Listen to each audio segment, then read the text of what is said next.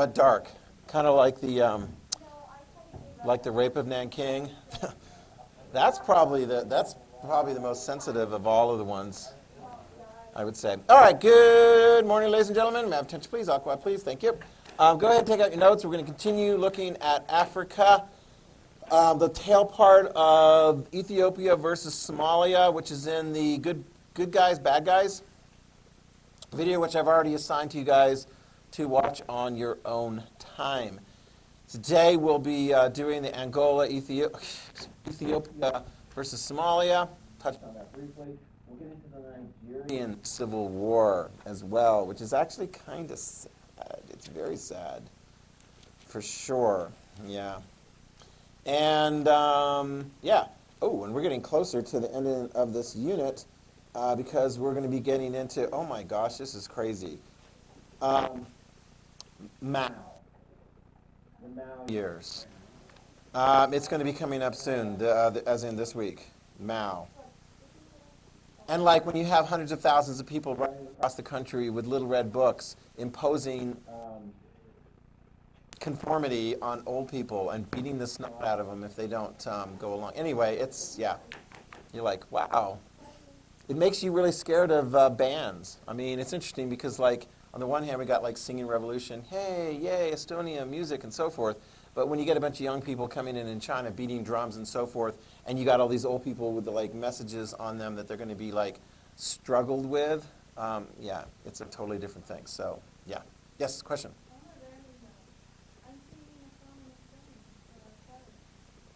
You are? Can you get it recorded so I can, like, that's good. They're doing Estonian music?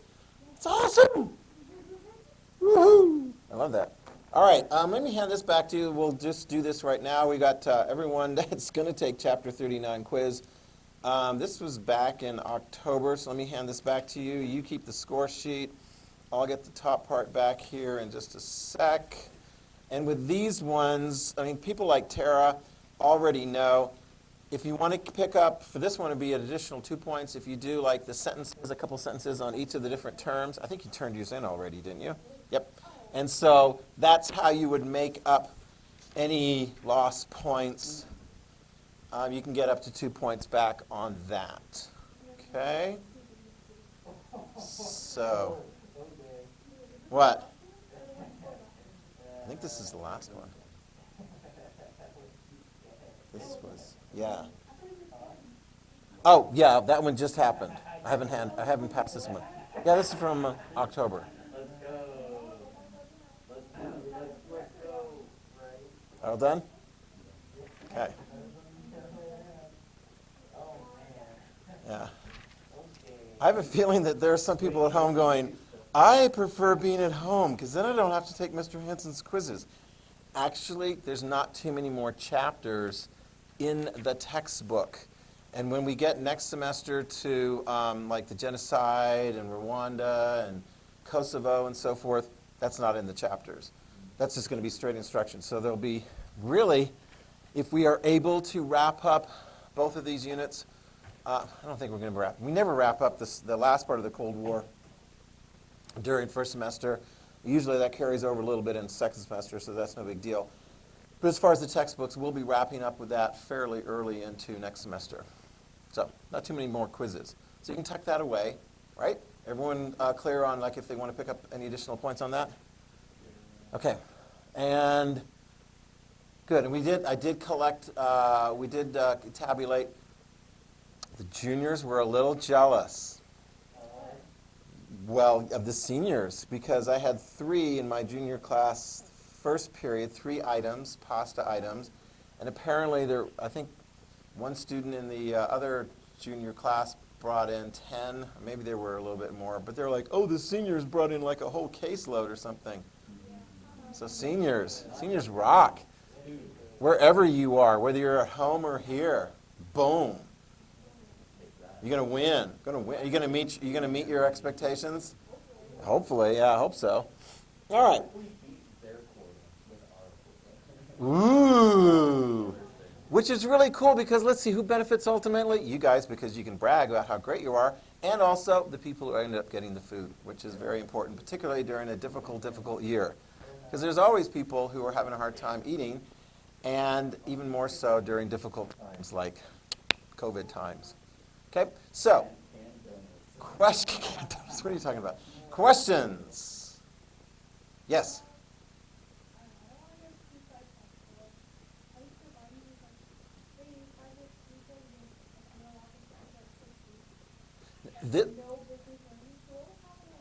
So here's an interesting question.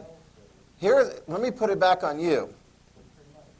When you were taking my class in 10th grade about the United States government, what was the document that our United States government is empowered and limited by? It's called the Constitution. Have you heard of a concept called federalism? Sage, what is federalism? We taught it to you. We'll come back. Well, there's the federal party. Yeah, they're Federalist Party. Jacob, what does federalism say about sharing power between national, state, and local governments? Is it A, all power to the national government, B, all power to the state and local governments, or C, shared powers?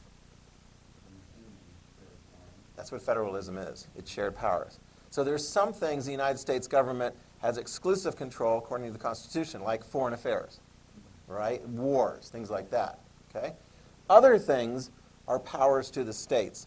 And that's one of the things we've noticed during this whole COVID thing. The states, under the system of government, have that. It's not like, if France or Britain and so forth declare national programs as far as, lockdowns and so forth, that's within their government framework. They can do that if they want to. Within our country, there's certain things the national government can do, but I don't think that there is the ability under our Constitution to order down a national. They may encourage states to do that. So, for example, in Idaho, I think the governor could if he wanted to, but the Governor Little has chosen not to, and he's put the onus on local governments to, if there is sufficient circumstances in your local area to require people to wear masks, then you should do that. Some people have complained the governor's, not taking it seriously enough. Other people have said, no, that's the governor's good because he's allowing the local authorities to do that. But I tell you what, who's in charge of determining whether or not you guys are supposed to wear face masks in this particular school? Do you know? School board. The school board sets that policy, so you got to cover your nose. Unless you're eating, right, yeah, the nose, yeah, exactly. So we have a lot of local authority and local control as far as that goes. And if you weren't aware, like Boise School District is in response to, not so much like the level of where things are, but the fact that they've got, from what I read, they got so many people who are out sick or impacted by quarantines, if you're exposed and so forth, then you have to quarantine yourself. And so their staffing is going way down, so they're going full online. Were you guys aware of that? After Thanksgiving, yeah, they're going full online. No, that's Boise School District. We are our own school district. So we rely on people to follow the best practices so that we don't all of a sudden. When the elementary had to close down for, like a week or two? That was mostly because there was too many people in staff, as I recall, who were impacted, either who had been COVID positive or had to be quarantined because of exposure. I think most of it was quarantined because of exposure. So it comes and goes. I come in here and I'm like, who's going to be in class today? And I appreciate when I actually do get emails ahead of time so I don't have to ask the students, because the students are quite knowledgeable as far as who's going to be here and who's not going to be here. Okay? And then we just carry on, right? Just like the British during World War II. Stiff upper lip. Keep calm and carry on. That's what the British, they were the first one to come up with that. Keep calm and carry on. It's the original meme. It's from Britain during World War II. Yeah. It's British. Yeah, that's why they have the crown on it. Keep calm and carry on. That helps me to understand my mom, because she grew up in Britain during that time. Oh, we're going for a stroller ride with my sister and her little baby. Oh dear, bombs are landing around us. What should we do? We can't get to cover in time. They lucked out. One bomb hit there, one bomb hit there. They were in between. They didn't get blown up. Keep calm, carry on. All right, no petrol for driving around in vehicles. We cycle all over the place. Keep calm and carry on. Yeah. So, what are you guys going to do? Keep calm and carry on. Don't cry too much, because, I mean, it's like, could it potentially get more difficult? Yeah, I mean, in a person's household, you can get somebody who's actually sick. I mean, and that would get really, really bad, right? I mean, I think the governor had somebody on who was pregnant that had COVID. It was not good.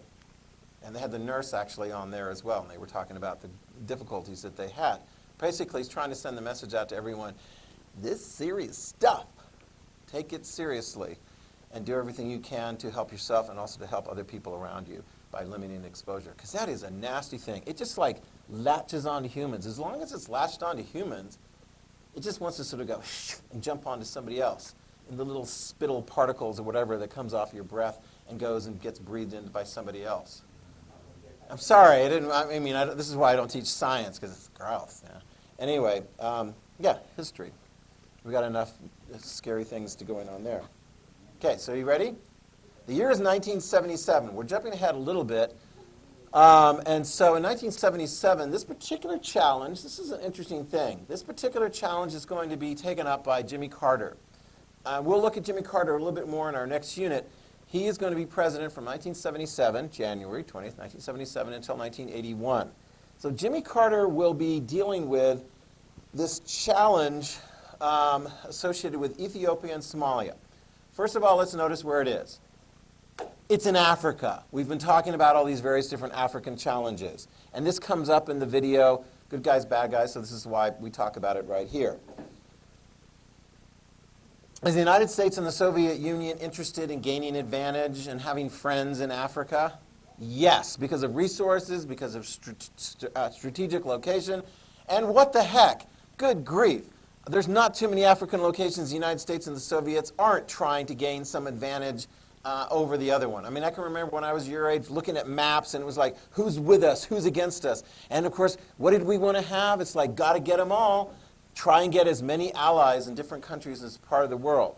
So you're like, well, is this country really helping us out? I mean, we would have countries that would be our allies. We wouldn't necessarily always send them lots of money and lots of weapons. What is one country we did send lots of money, lots of weapons, and help them to win several wars in the Middle East? Israel, very good, very good. And then eventually we were starting to do that to Egypt and Jordan also, to like, hey, let's all be part of the same group. But it gets complicated. Here's the Soviet Union having a hard time. You ready? The Soviet Union was friends with Somalia. This is in the Horn of Africa. This is a very strategic location. Trenton? This is a strategic location. Somalia is right here next to the Red Sea. So it's close to the Middle East. And you get a lot of shipping traffic, particularly like oil tankers going off of the coast of Somalia. Later on, that's going to be a problem with piracy and various different guys getting on boats and taking over the oil tankers and trying to get money and so forth. Yeah, so it's a very strategic location. Write it down. Somalia is friends with the Soviet Union. Okay? During much of the first stages of the Cold War, Somalia, friends with the Soviet Union. Ethiopia, friends on the side of the United States in the initial stages. In the initial stages of the Cold War. You got that? Okay. And actually, it's kind of interesting as far as like, how things sort of sort out. What matters most to the Soviets? They want the country to be on their side. Do they really even care what the religious beliefs and so forth are of the people? No. Anybody know? Maybe, how many of you guys have watched the video already? Good Guys, Bad Guys. Okay? Anybody know this? There's a difference in the predominant religious affiliation between Somalia and Ethiopia. I'll tell you this, write this down. They are rivals. And they are rivals over this like territory right in here called the Ogaden region. The Ogaden, it's actually a desert region. Really? Seriously? They're fighting over a desert region? Yeah. They both claim this territory right here. The Ogaden region. It's kind of like the nose. It almost looks like a rhinoceros or something. The rhinoceros nose that goes into Somalia. They both claim it. And they're going to be fighting over it. Okay, so we're going to see some fighting going over it. But what is the religious difference? Anybody know? I'll give you a clue. Somalia was converted by people from the north during the time of trading. It is Islam. Very good. Write it down. Somalia is predominantly Islam. And what about Ethiopia? Ethiopia is predominantly Christian. Is it Catholic Christian? No. Orthodox Christian? No. Protestant? No. It's closer to like Egyptian Coptic. It is a Christian denomination that goes way, way back and developed separately from the whole Roman Catholic thing and the Orthodox thing and so forth there. Ethiopia is fascinating. Yes? It's closer to Egyptian Coptic Christianity than it is to others. So there's been a Christian community living there for a long, long time, surrounded on the north, south, west, by predominantly Muslim countries. Okay, and it's a high ground area. They did have a monarchy that existed there for quite some time. They were one of the last countries in Africa that ended up getting taken over. Remember Ethiopia prior to World War I? What country that was like, hey, we want to establish a big empire? And they came in with bombers and they took over Ethiopia. It was Italy, yeah, I remember that. So Ethiopia got its independence back again after World War II. And then it's going to continue on, and but eventually, here we go. Write his name down. He's a colonel, Mengistu Haile Mariam. Mengistu Haile Mariam. Do you see him in the handout? Okay, this would be in for episode number, what is that, 16, 17? 17. There we go. Mengistu Haile Mariam. I'll tell you what. He's a military officer, and he conducts a coup d'etat, and he takes control of the country. And he is leftist. Boom! You got it? Here we go. So now Ethiopia has a leftist military government. And if they're leftist, guess who they want to align with? Tara, who do you suppose Mengistu is going to say, hey, we want to be friends with you?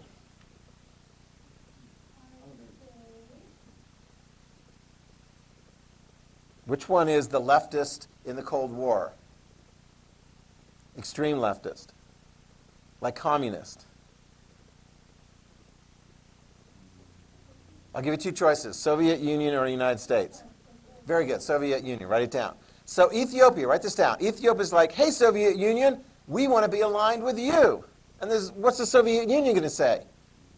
Yes, of course, this is great. This is good. Let's do this. He's a leftist military officer, so he overthrows the old royal regime that's like pro-Christian, and he comes in and he's like, let's have a leftist regime. So it's not like he's anti-Christian except for the fact that he wants to have a pro-communist Soviet-supported regime. Okay? So if you're the Soviet Union, Trenton, you're the Soviet Union at that time, Leonid Brezhnev, are you happy to have Ethiopia now as your ally? Yeah. In fact, you look at it and you're like, I got Ethiopia and Somalia. They're both our allies. Wow. What's the worst thing that could possibly happen then? They fight each other. Write it down. 1977, they fight it. I mean, is Somalia that excited that Ethiopia, its rival for many, many, many, many years that they have a territorial dispute with, is also friends with the Soviet Union? No.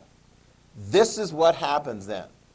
The Somalis are like, really? Soviets? You're friends with Ethiopia? Well, let's just see who's the better friend. Have you ever had that, like two friends, and they both challenge you to see like who the real friend is? And don't you just want to go, drop both of them?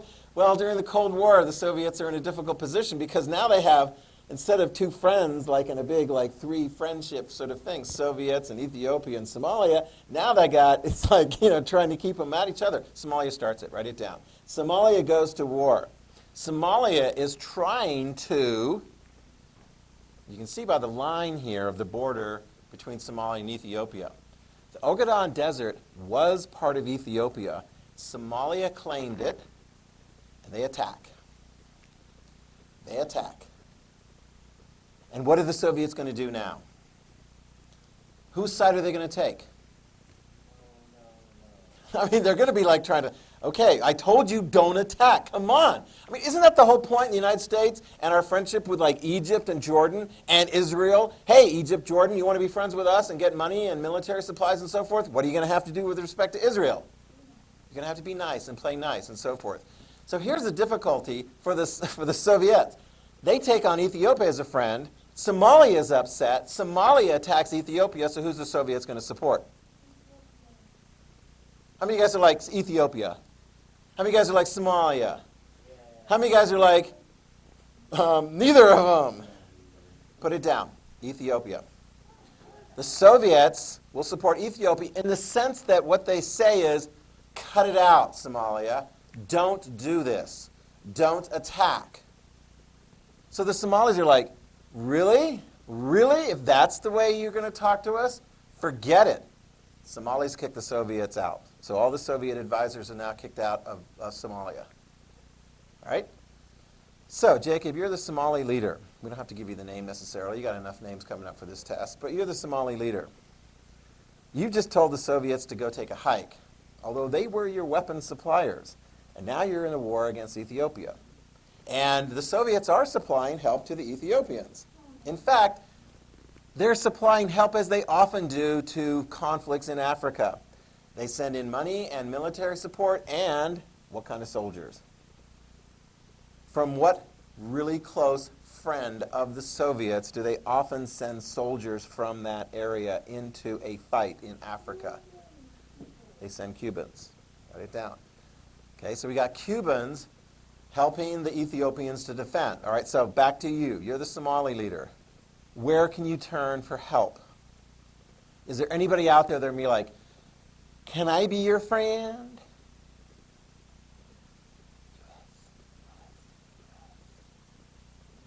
Are you going to ask the United States for help? Why not? It's the Cold War, probably. So you ask the United States for help. You're like, hey, United States, help us because we're going to take that. And your old friend Ethiopia, who's turned coat and now is with the Soviets, it's almost like you have the Allies flipping.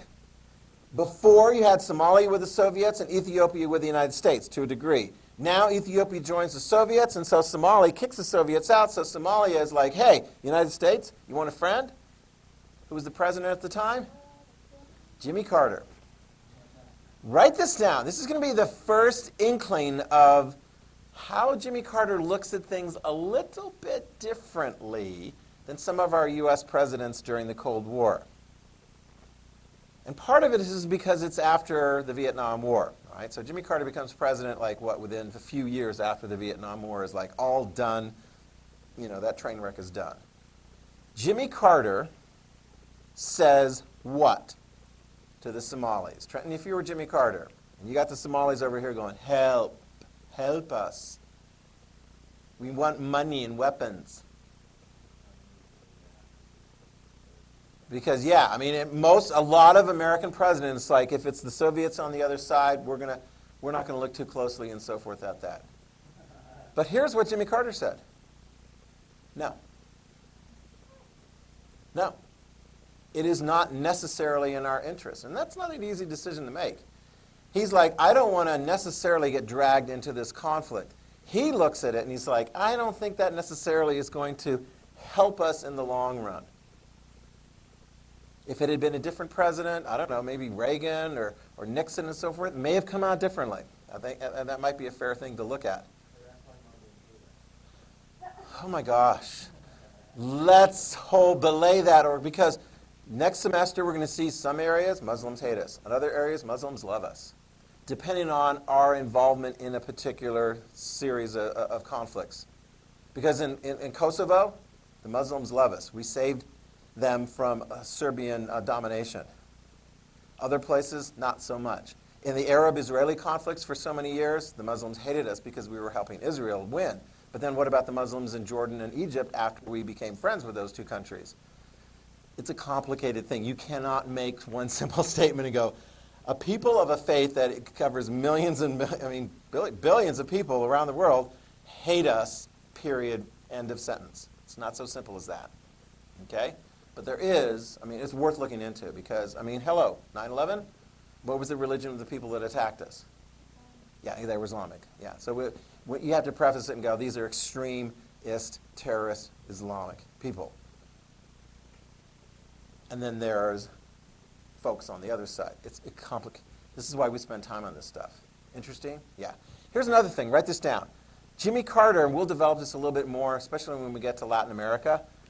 When Jimmy Carter looks at a situation, it really does matter to him what that government is. And that government, a part of the world, is it democracy? Does it provide for human rights? Because if it doesn't, he's not as excited about supporting those people. When we get to Latin America, we're going to see Jimmy Carter look and go, wow, Nicaragua, you've been an ally for many, many years, but you have an anti-democratic, human rights violating regime. Boom. Not going to support you anymore, pal. That's going to be a first, really, as far as the Cold War comes, as far as U.S. presidents in the Cold War. Okay? We'll develop that more later. Questions? Ethiopia, Somalia? Ultimately, the outcome? Ethiopia is able to drive back Somalia and maintain control over the Ogaden Desert. You've got to keep the desert. Somalia, what bad things could happen in Somalia? It's not like they're going to continue going on into chaos and ultimately, be in a state of anarchy. Yeah, in the 1990s, when we get back to Somalia in the 1990s, Somalia will be in a state of anarchy. People will be starving. And folks like you guys that bring in food to help relieve hunger, the United States is going to be in that kind of position trying to bring food to poor, starving people in Somalia. And there will be warlords that will try to prevent truckloads full of food going to help the poor, starving people. And the United States, under the presidency of George H.W. Bush, is going to go, we're going to send in the military, pal. We're going to take out your warlords, and we're going to make sure the food gets to the right people. We're doing this for humanitarian means. What could possibly go wrong there? You guys ever see Black Hawk Down? That's going to be for next semester. You ever see the movie Black Hawk Down? When we try to take out a Somali warlord in the city of Mogadishu in Somalia. And it turns into not a food fight, but a firefight. And we lose a bunch of United States servicemen who are trying to take out a warlord because the warlord is starving the people in Somalia. And the United States is like, we can't be the policeman of the whole world. We pull out. Sorry. Which is a really bad precedent because a couple of years later, in Rwanda, when they start killing and hacking everybody left, right, and center, in genocide, our next president, Bill Clinton, will be like, I don't know that we really want to get our military involved in helping people. Strictly for helping people, if there's no larger strategic goal. Sorry, as difficult and as annoying and crazy as the Cold War is, the time period that follows that doesn't lack sort of predictability, or lacks some sort of predictability, where you're like, well, those are the good guys and those are the bad guys, and mostly we support whoever's with us. Yeah, we do have some more difficult stuff coming. Well, let's move on to something that's not so, actually it is depressing. Here we go. Nigeria. Okay, in your notes, this would be on page 2. Yep, Nigerian Civil War, page 2. The key names, and I tell you what, there are some difficult names. Are you ready? This is going to be a bit of a challenge. And actually, I've got the link up there. I haven't gotten rid of it. It was hilarious because there was a debate between George W. Bush and Al Gore, and Will Ferrell played George W. Bush. And he got stumped in one debate over the names of people involved in the former Yugoslavia. And then in the second debate, he was much more reticent or much more proficient at saying Nigerian names, and so Will Ferrell played that role. It was hilarious. Anyway, I'm talking about a comedy scene that I'm not going to be able to show you because it's not available anymore. Nigeria, here we go. Nigeria's got some difficult sounding names to pronounce, but we're going to do our very, very best, shall we? All right, here we go. Nigeria. Here are the details. Nigeria, there will be a civil war, 1967 and 1970. A civil war within Nigeria. Okay? It actually, in one sense, it's like a failed independence movement. So you could actually analogize it in part to like the United States Civil War. Because the southern states in the United States tried to secede and declare themselves independent of the United States. How'd that work out for them in the United States Civil War? Did the Confederates win? No, they lost. In this war, you will have a region, you can write it down, southeast part of Nigeria will attempt to secede and gain its independence as a separate country. Okay? And call itself, you ready? Biafra. So what they would like to call the Biafran Independence War is now historically called the Nigerian Civil War because Biafra is, spoilers, going to lose. The southeastern part of Nigeria is going to attempt to break away, and it will lose. It will ultimately fail. Got it? Nigeria, the rest of Nigeria says, no, you can't go. You're going to remain, and we're going to fight you until we defeat you, and then you'll be still part of Nigeria. Got it? Now, let me give you some details here. In this conflict, it's not a perfect Cold War conflict. Britain will support Nigeria, not the independence movement of Biafra.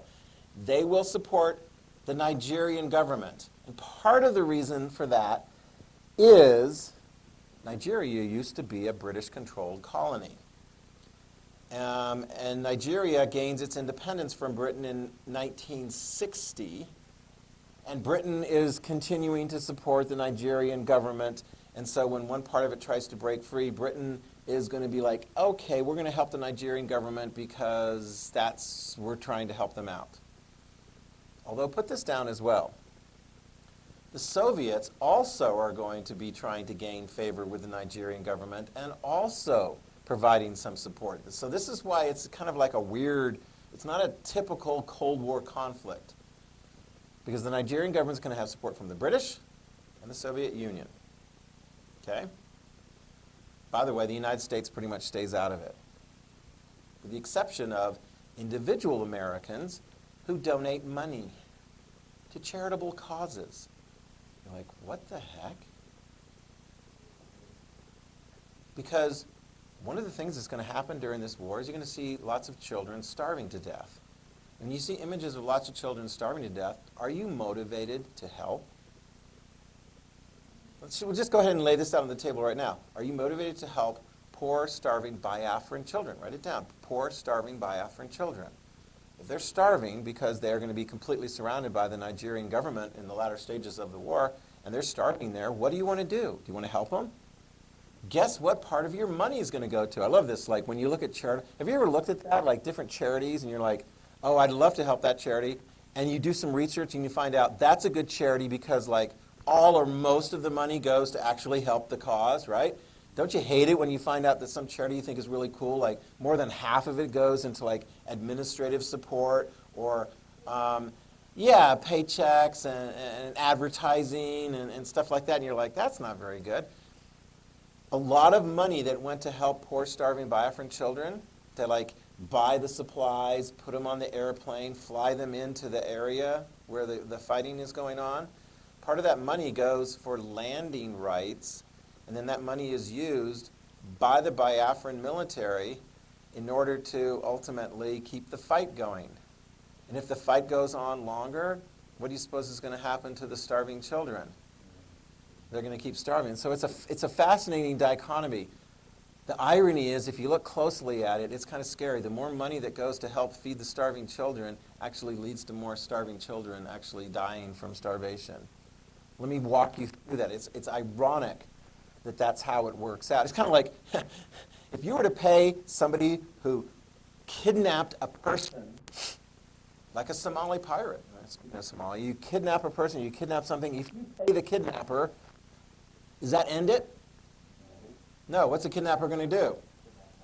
Why? Exactly. He's figured out this is a monetary kind of thing. Wow. My gosh, you want to do something good, and so sometimes good deeds end up being used for bad purposes? Hello, planet. Hello, messed up priorities. Well, anyway, that's going to be one of the themes that takes place during the Nigerian Civil War. Sorry, yeah.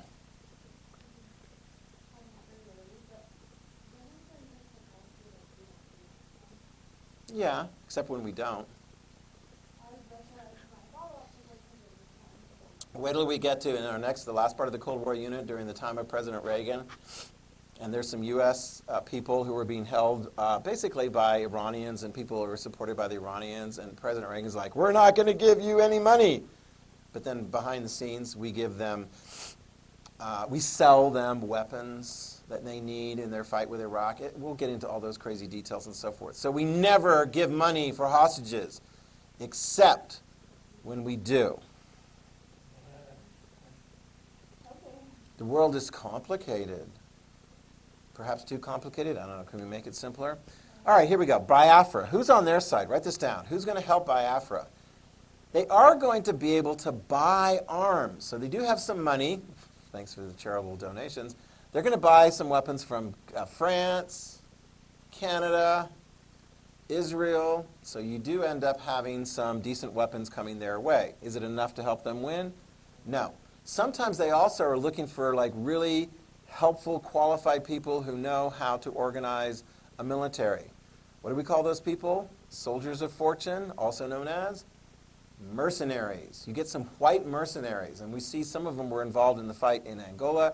You're going to see some white mercenaries involved trying to help provide officer-type leadership to the Biafran military. Now, what do you have to do in order to get a mercenary to come fight for you?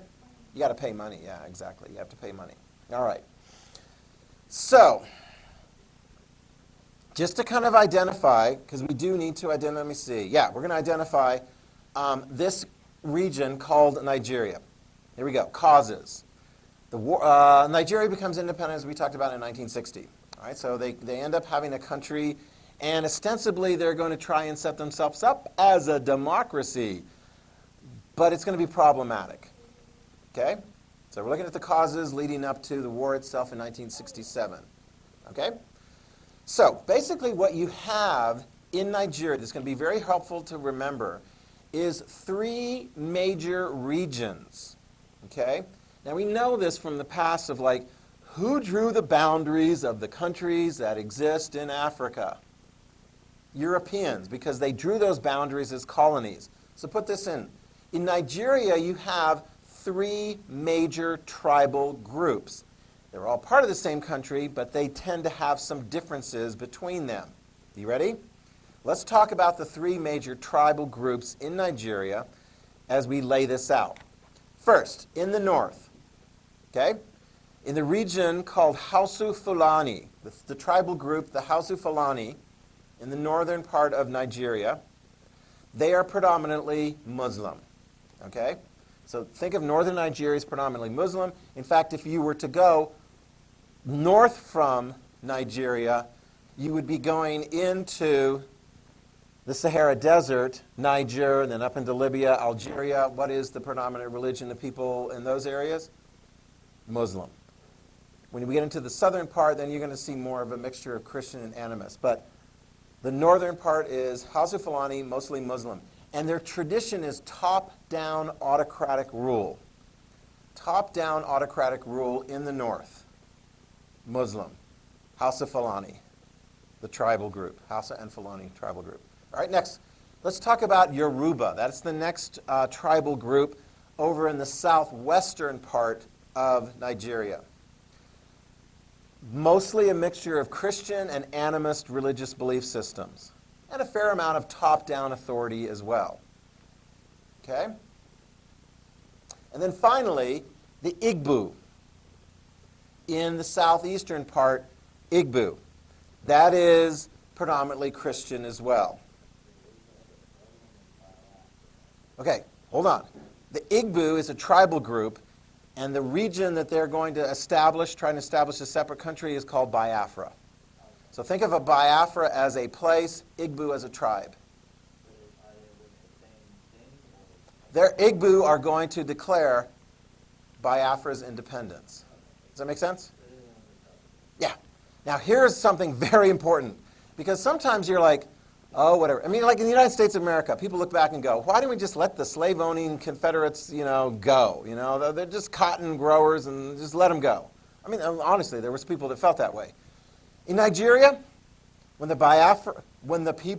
Igbo people are like, hey, we want to declare independence, the rest of the folks in Nigeria are like, no, I don't think so.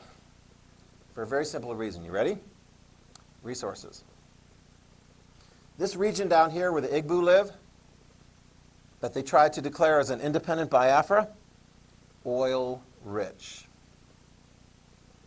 Oil rich. The wealthiest part of the country. Do you see where the difficulty comes?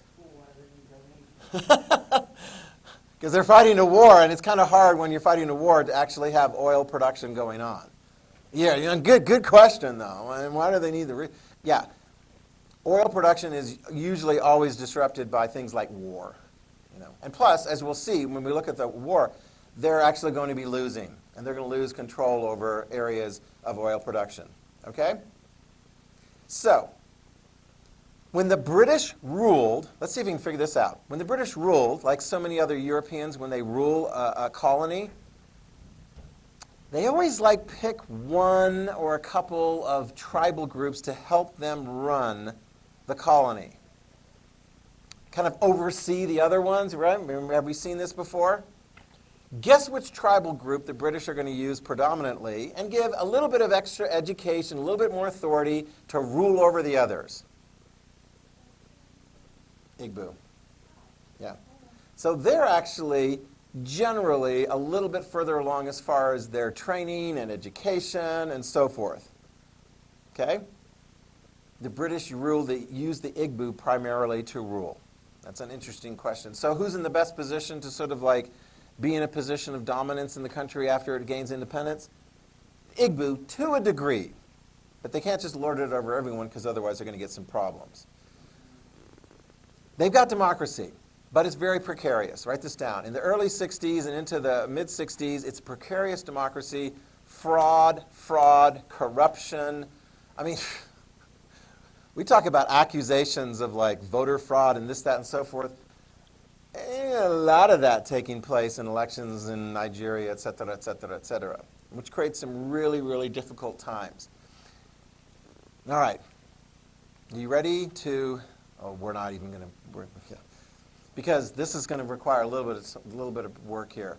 We got to take you through the events of 1966 and 1967, where you're going to have attempted military coups, and you're going to have military coups, and you're going to have this and that and so forth. And then, we're going to have to stop right here, though, because it's just, we got all kinds of people. Because I need to tell you the story about Johnson Igoriai Eransi and Lieutenant Colonel Supreme Commander Yakubu Gowon.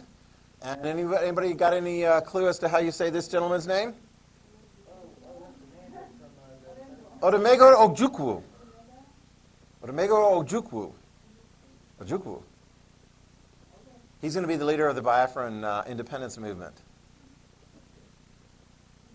So, no, and this is the boundary. So this is what is going to be left after we get through a series of fighting. All you're going to have in there is Biafran fighters and a lot of poor, starving children. That's coming up next time on the cover of Life magazine. The world sees and responds with charity. Does it help or hurt the starving children of the Biafra War?